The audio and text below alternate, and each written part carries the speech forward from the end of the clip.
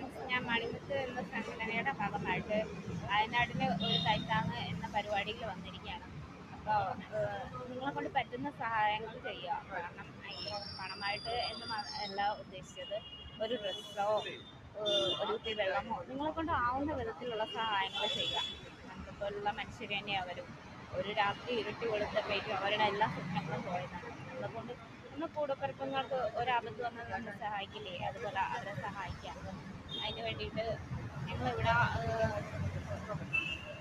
കലാഭവൻ മണിയുടെ സംഘടനയായ മണിമുത്ത് സംഘടനയുടെ ഭാഗമായി വന്നിരിക്കുകയാണ്.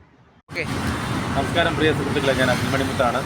വളരെ ദുഃഖകരമായിട്ടാണ് നമ്മൾ ഇന്ന് കേരളത്തിലെ ഓരോ ജനതകളും ജീവിച്ചു പോകുന്നത്. കാരണം വയനാട് നമ്മുടെ സഹോദരങ്ങളെല്ലാം മണ്ണിൻ്റെ അടിയിൽ, വെള്ളത്തിൻ്റെ അടിയിൽ ഒക്കെയാണ്.